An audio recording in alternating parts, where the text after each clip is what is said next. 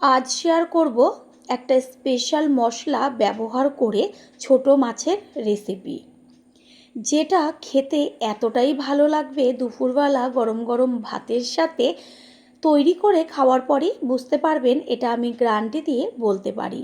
তারপরে সে কমেন্ট করে জানিয়ে যাবেন। নমস্কার বন্ধুরা, শ্বশুর বোমা রান্নাঘর অ্যান্ড ব্লগ চ্যানেলে সকলকে স্বাগত। তাহলে রেসিপিটি কী করে তৈরি করব সেটাই দেখে নেওয়া যাক। প্রথমেই এইখানে আমি রেসিপিটি তৈরি করার জন্য নিয়ে নিয়েছি মায়া মাছ। এটাকে আমরা মায়া মাছ বলি, অনেকে মোরলা মাছ বলে। আরও যদি এই মাছটার কোনো নাম থেকে থাকে আপনারা অবশ্যই কমেন্টের মাধ্যমে জানাবেন। মাছগুলোকে ভালো করে পরিষ্কার করে জল পাল্টে পাল্টে ধুয়ে নিয়েছি। এই মাছগুলো বাছতে একদমই বেশি সময় লাগে না।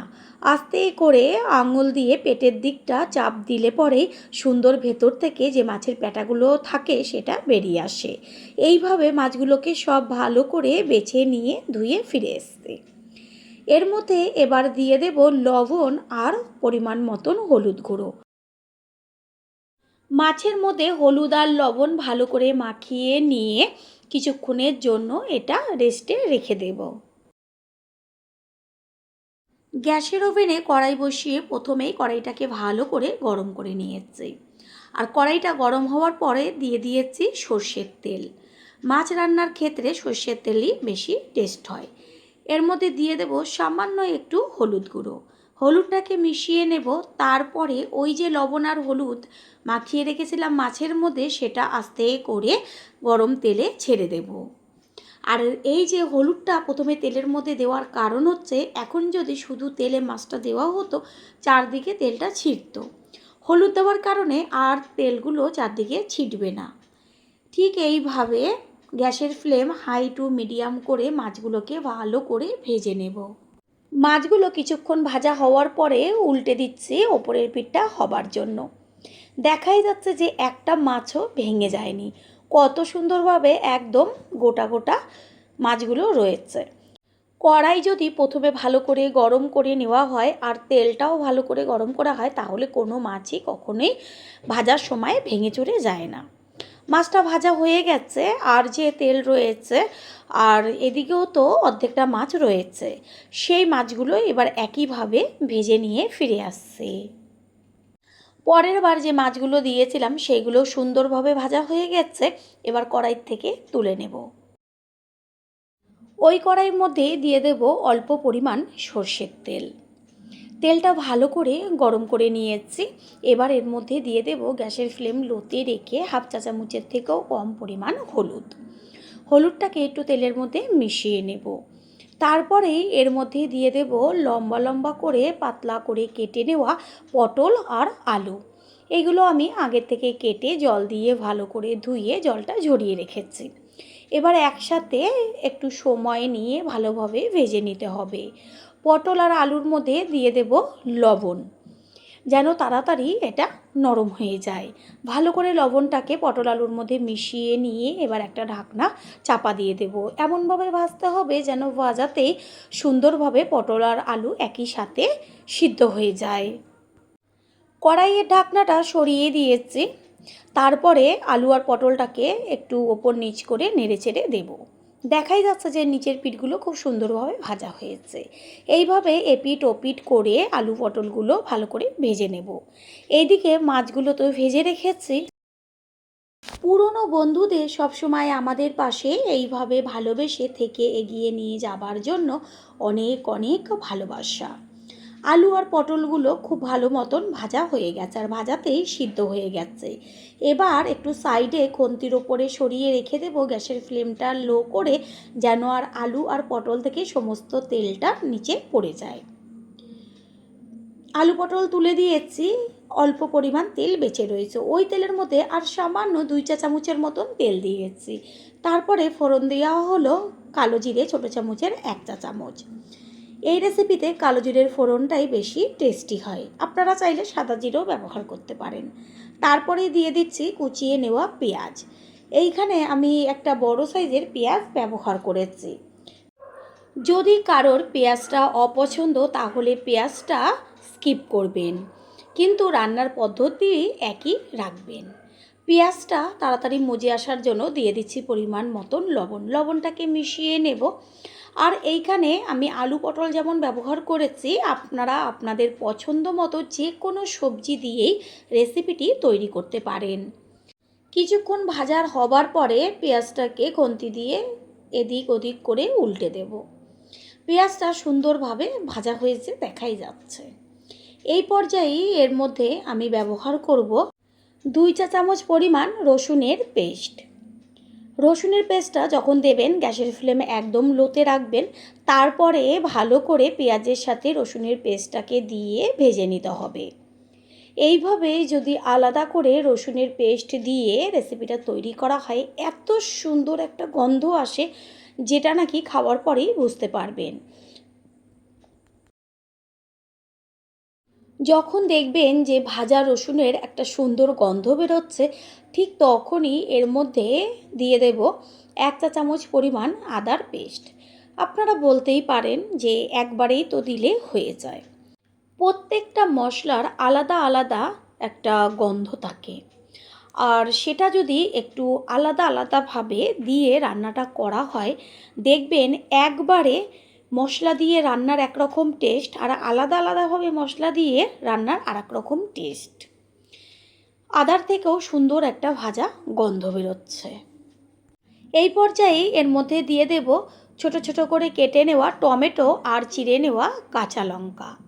আপনারা চাইলে এখানে শুকনো লঙ্কা ব্যবহার করতে পারেন, তবে কাঁচা লঙ্কার রান্নার টেস্টই সম্পূর্ণই আলাদা হয়।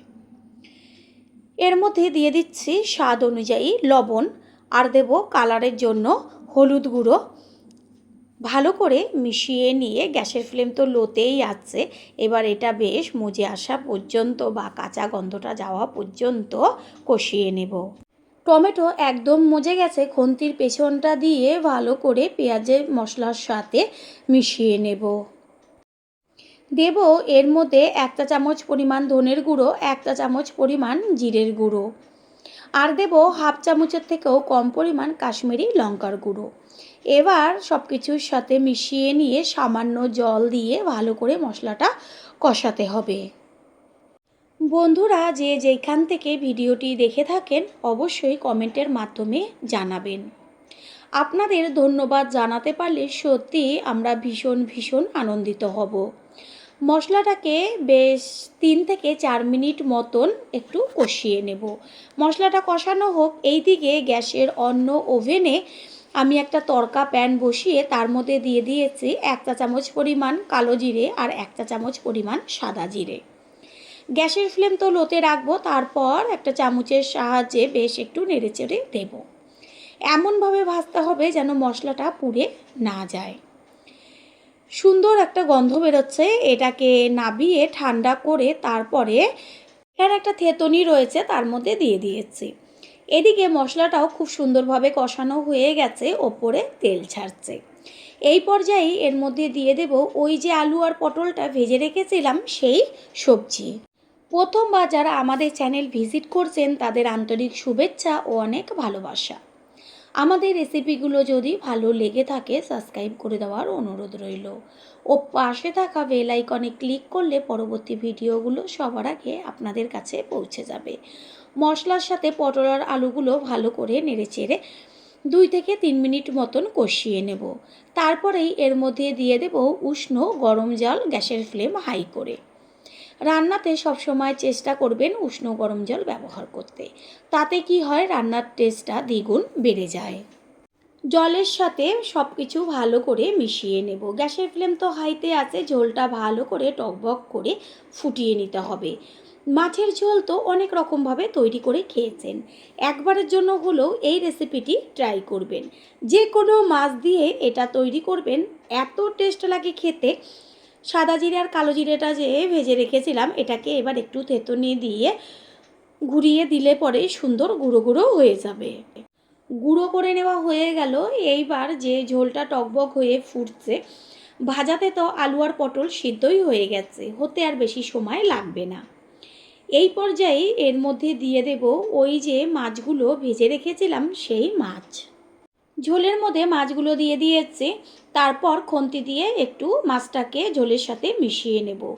আর একটু পাতলা ঝোল রাখার চেষ্টা করবেন, এত দারুণ লাগে ঝোলটা খেতে।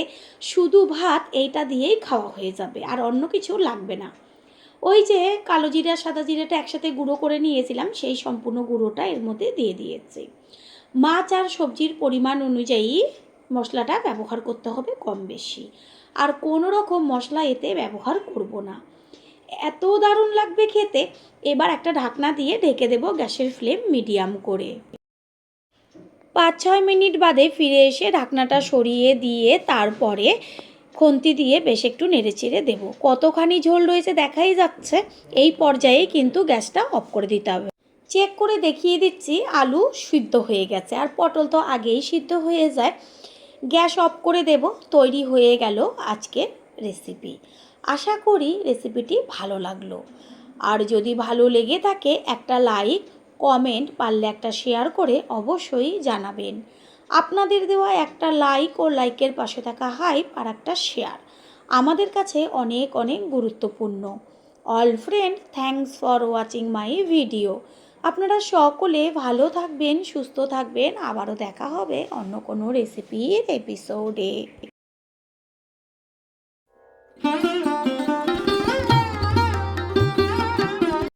নমস্কার বন্ধুরা, শ্বশুরবৌমা রান্নাঘর অ্যান্ড ব্লগ চ্যানেলে সকলকে স্বাগত। আজ শেয়ার করব ভেন্ডির রেসিপি। আর এই রেসিপিতে এমন একটা উপকরণ মেশাবো যার জন্য ভেন্ডির এই রেসিপিটা হবে দুর্দান্ত। ভাত, রুটি, পরোটা, লুচি সমস্ত কিছুর সাথেই খেতে লাগবে অসাধারণ। ছোট থেকে বড় সকলেই খেয়ে নেবে, এটা আমি গ্যারান্টি দিয়ে বলতে পারি। তাহলে রেসিপিটি কি করে তৈরি করব সেটাই দেখে নেওয়া যাক। রেসিপিটি তৈরি করার জন্য প্রথমেই এইখানে ঢ্যাঁড়স বা ভেন্ডি নিয়েছি। এইগুলোকে 4 থেকে 5 বার জল পাল্টে পাল্টে ধুয়ে তারপরে জলটা ঝরিয়ে রেখেছি। এবার কেটে নেব। ভেন্ডি বা ঢ্যাঁড়স কখনোই কাটার পরে ধোবেন না। সব সময়ের জন্য ঠিক এইভাবে কেটে নেওয়ার আগে ধুয়ে নেবেন গোটা অবস্থায়। বড় সাইজের ভেন্ডিগুলোকে আমি 3 টুকরো করে নিচ্ছি, আর মাঝারি সাইজের ভেন্ডিগুলোকে 2 টুকরো করছি, আর ছোট সাইজের ভেন্ডিগুলোকে গোটা রেখে দিচ্ছি। সামনের আর পেছনের দিকের দুই দিকেরই কিছুটা করে অংশ কেটে বাদ দিয়ে দেব। এইভাবেই সমস্ত ভেন্ডিগুলোকে কেটে নিয়ে ফিরে আসছি। ভেন্ডিগুলো কেটে নেওয়া হয়ে গেছে। এবার আমি নিয়েছি 2টো আলু। আলুগুলোকে এবার একটা ছুলনি নিয়ে তারপর আলুর গায়ের থেকে খোসাগুলোকে ছুলে নেব। আলুর গায়ের থেকে খোসাগুলো ছুলে নিয়েছি। এবার আলুকে মাঝখান থেকে অর্ধেক করে কেটে তারপর অর্ধেকটা আলুর থেকে 3 পিস করে নেব। আলুর সাইজ অনুযায়ী পিসগুলোকে করতে হবে। আর এই রেসিপিতে আলুর পিসগুলো একটু মোটা মোটা করে রাখবেন। এইখানে নিয়েছি মাঝারি সাইজের 2টো পেঁয়াজ। পেঁয়াজগুলোর গায়ের থেকে খোসাটা ছাড়িয়ে তারপর মাঝখান থেকে অর্ধেক করে কেটে বেশ মোটা মোটা পিস করে নেব।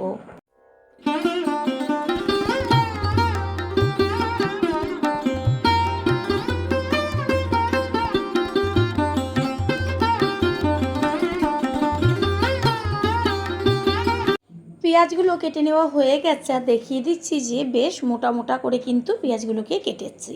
এইখানে ভেন্ডি বা ঢেঁড়সগুলোকেও কেটে রেখেছি, আর কোনো রকম জল দিয়ে ধোবো না, হাত দিয়ে তুলে দেখিয়ে দিচ্ছি যে পিসগুলো কত বড় বড় করে রেখেছি। গ্যাসের ওভেনে কড়াই বসিয়ে কড়াইটাকে প্রথমে ভালো করে গরম করে নেব। কড়াই গরম হয়ে গেছে। এবার এর মধ্যে দিয়ে দিয়েছি অল্প পরিমাণ সর্ষের তেল। তেলটাকে এবার পুরো কড়াইয়ের চারদিকে ছড়িয়ে দিয়েছি। প্রথমেই বলছি যে কড়াই কিন্তু ভালো করে গরম করে নিতে হবে। তারপর দিয়ে দিচ্ছি 1/2 চা চামচ পরিমাণ হলুদ। গ্যাসের ফ্লেম লো করে এবার ভেন্ডিগুলোকে আস্তে করে তেলের মধ্যে দিয়ে দেব। হলুদ দেওয়ার কারণ হচ্ছে ওই যে ভেন্ডিটা দিলাম তেলের মধ্যে, যদি প্রথমে ভেন্ডিটা দেওয়া হতো তাহলে চারদিকে তেলটা ছিটতো। হলুদ দেওয়ার কারণে আর তেলটা চারদিকে ছিটবে না। এবার গ্যাসের ফ্লেম হাই টু মিডিয়াম করে ভালো করে তেলের মধ্যে ভেজে নিতে হবে। কড়াই যদি ভালো গরম না হয় তাহলে ভেন্ডিগুলো লেগে লেগে যাবে। আর এই ভাজাটা বেশ ঝরঝরে একটা ভাজা হবে। কোনো রকম লবণ দেব না, কারণ ভেন্ডিতে একটা লালা ভাব থাকে। যদি এই পর্যায়ে লবণটা দেওয়া হয় তাহলে ভেন্ডির থেকে লালাগুলো বেরিয়ে আসবে আর ভেন্ডিও একদম নরম হয়ে যাবে। সেই কারণে লবণ প্রথমে একদমই দেবেন না। দেখাই যাচ্ছে যে ভেন্ডিগুলোর বেশ গায়ে একটা কালার চলে এসছে, আর যে লালা বা বিজলে একটা ভাব থাকে সেটাও কিন্তু নেই। ঢ্যাঁড়স বা ভেন্ডিটা অর্ধেকের বেশি ভাজা হয়ে গেছে, বেশ একটা ঝরঝরে ভাব চলে এসছে। এই পর্যায়ে এর মধ্যে দিয়ে দেব 1 চা চামচ পরিমাণ লবণ। লবণ তো দিতেই হবে, না হলে ভেন্ডির মধ্যে লবণটা যাবে না। ঠিক এই সময় লবণটা ব্যবহার করবেন। লবণটাকে মিশিয়ে নিয়েছি। এবার 3 থেকে 4 মিনিট মতন গ্যাসের ফ্লেম মিডিয়াম করে দিলেই ভাজাটা খুব সুন্দরভাবে হয়ে যাবে। ভাজাটা হয়ে গেছে, এবার একটা প্লেটে তুলে নিচ্ছি। ভেন্ডি দিয়ে তো অনেক রকম রেসিপি তৈরি করে খেয়েছেন, তবে একবারের জন্য হলেও এই রেসিপিটি ট্রাই করুন। ওই কড়াইটাই গ্যাসের ওভেনে বসিয়ে দিয়ে দিচ্ছি অল্প পরিমাণ সর্ষের তেল। ভেন্ডিও ভাজার সময় দেখলেন যে কতটুকু তেল আমি ব্যবহার করেছি। তেলের মধ্যে এবার দিয়ে দেব একটা শুকনো লঙ্কা, আর লঙ্কাটা একটু হালকা ভাজার পরে এর মধ্যে দিয়ে দেব 1 চা চামচ সাদা জিরে আর 1 চা চামচ পরিমাণ সর্ষে। সর্ষে আর জিরে অবশ্যই ফোড়ন দেবেন। ফোড়নটাকে ভালো করে ভেজে নেব। আর সর্ষে আর সাদা জিরে একসাথে ফোড়ন দিলে এত সুন্দর একটা গন্ধ বেরোবে। তার মধ্যে দিয়ে দিচ্ছি 1/2 চা চামচের থেকেও কম পরিমাণ হলুদ। হলুদটা দেওয়ার পরে দিয়ে দিচ্ছি ওই যে লম্বা লম্বা করে মোটা করে কেটে রেখেছিলাম আলু, সেই আলু। প্রথমেই তো বলেছি যে হলুদটা দেওয়ার কারণ হচ্ছে তেলটা চারদিকে ছিটবে না। আলুটা তেলের মধ্যে দিয়ে ভালোভাবে ভেজে নেব। আলুর মধ্যে দিয়ে দেব 1 চা চামচ পরিমাণ লবণ। লবণটাকে ভালো করে মিশিয়ে নেব। এবার আলুটা এমনভাবে ভাজতে হবে যেন ভাজাতেই সিদ্ধ হয়ে যায়। তাড়াতাড়ি সিদ্ধ হয়ে যাবার জন্য কিছুক্ষণের জন্য ঢাকনা চাপা দিয়ে দেব। আমি প্রত্যেকটা রান্নাতেই চেষ্টা করি অল্প তেল ব্যবহার করে কিভাবে দারুণ টেস্টি রেসিপি তৈরি করা যায়। আলুটা কিছুক্ষণ বাদে কড়াইয়ে ঢাকনাটাকে সরিয়ে দিয়ে ওপর নিচ করে নেড়েচেড়ে দেব। দেখাই যাচ্ছে যে আলুর গায়ে বেশ একটা লালচে ভাব চলে এসছে। এই পর্যায়ে এর মধ্যে দিয়ে দেব ওই যে মোটা করে কেটে নেওয়া পেঁয়াজ। পেঁয়াজ আর আলু এবার একসাথেই ভাজা হবে। আলুটাকে আমি আলাদা তেলে ভেজে নিতেই পারতাম, তবে তাতে তেলটা বেশি লাগতো।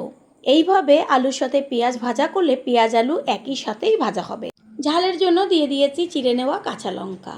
এবার এর মধ্যে দিয়ে দিচ্ছি 1 চা চামচ জিরের গুঁড়ো, 1 চা চামচ পরিমাণ ধনের গুঁড়ো, আর হচ্ছে কালারের জন্য হলুদ গুঁড়ো। প্রথমেই তো হলুদ তেলের মধ্যে ব্যবহার করেছি। দেব 1/2 চা চামচের থেকেও কম পরিমাণ কাশ্মীরি লঙ্কার গুঁড়ো। তারপর সমস্ত মশলা এর সাথে ভালো করে মিশিয়ে নেব। গ্যাসের ফ্লেম লোতে রেখে ভালোভাবে আলু আর পেঁয়াজটাকে ভেজে নিতে হবে। প্রথমেই বলেছি আলু আর পেঁয়াজ এমনভাবে ভাজতে হবে যেন আলুটা সমস্তটাই এই ভাজাতেই সিদ্ধ হয়ে যায়। ঢাকনাটা দিয়ে দেব, কোনো রকম জল এতে ব্যবহার করব না। কিছুক্ষণ বাদে ফিরে এসে কড়াইয়ে ঢাকনাটা সরিয়ে দিয়ে একটু ওপর নিচ করে নেড়েচেড়ে দিতে হবে, না হলে নিচের দিকটা পুড়ে যাবে। পুরনো বন্ধুদের সবসময় আমাদের পাশে এইভাবে ভালোবেসে থেকে এগিয়ে নিয়ে যাবার জন্য অনেক অনেক ভালোবাসা। দিয়ে দিয়েছি লম্বা লম্বা করে কেটে নেওয়া টমেটো। টমেটো দেওয়ার পরে আবারও একটু ঢাকনা চাপা দিয়ে দেব। এইভাবে ঢাকনা চাপা দিয়ে দিয়ে গ্যাসের ফ্লেম লো টু মিডিয়াম করে ভাজাটাকে ভাজতে হবে। বন্ধুরা, আপনারা যে যেইখান থেকে এই রেসিপিটি দেখছেন অবশ্যই কমেন্টের মাধ্যমে জানাবেন। আপনাদের ধন্যবাদ জানাতে পারলে আমরা সত্যি ভীষণ ভীষণ আনন্দিত হব। আলু সিদ্ধ হয়ে গেছে, ভাজাটার থেকে সুন্দর একটা গন্ধ বেরোচ্ছে। এই পর্যায়ে এর মধ্যে দিয়ে দিয়েছি ওই যে ভেজে রেখেছিলাম ভেন্ডিগুলোকে, সেইগুলো। ভেন্ডি দেওয়ার সাথে সাথে ভালো করে সমস্তটা খুন্তি দিয়ে নেড়েচেড়ে মিশিয়ে নিতে হবে। আলু তো সিদ্ধ হয়ে গেছে আর ভেন্ডিটাও তো ভাজাতে একদম নরম হয়ে গেছে, সেই কারণে আর বেশিক্ষণ সময় লাগবে না। এবার ওই যে একটা স্পেশাল উপকরণ দেব বলেছিলাম, সেটা হচ্ছে আমচুর পাউডার। 1 চা চামচ পরিমাণ আমচুর পাউডার এখানে ব্যবহার করেছি। এইটা দেওয়াতে রেসিপির টেস্টটা সম্পূর্ণ চলে যাবে অন্য মাত্রায়। গরম গরম ভাত, রুটি, পরোটা সমস্ত কিছুর সাথেই জমে যাবে। যদি হাতের কাছে আমচুর পাউডার না থাকে অবশ্যই লেবুর রস দিয়ে দেবেন। প্রথমবার যারা আমাদের চ্যানেল ভিজিট করছেন তাদের আন্তরিক শুভেচ্ছা ও অনেক ভালোবাসা। আমাদের রেসিপিগুলো যদি ভালো লেগে থাকে সাবস্ক্রাইব করে দেওয়ার অনুরোধ রইল ও পাশে থাকা বেল আইকনে ক্লিক করলে পরবর্তী ভিডিওগুলো সবার আগে আপনাদের কাছে পৌঁছে যাবে। ভাজা একদম কমপ্লিট হয়ে গেছে, কত সুন্দর ঝরঝরে হয়েছে ভাজাটা। এবার গ্যাস অফ করে দেব। তৈরি হয়ে গেল আজকের রেসিপি। আশা করি রেসিপিটি ভালো লাগলো, আর যদি ভালো লেগে থাকে একটা লাইক, কমেন্ট, পারলে একটা শেয়ার করে অবশ্যই জানাবেন। আপনাদের দেওয়া একটা লাইক ও লাইকের পাশে থাকা হাইপ একটা শেয়ার আমাদের কাছে অনেক অনেক গুরুত্বপূর্ণ। All friend, thanks for watching my video.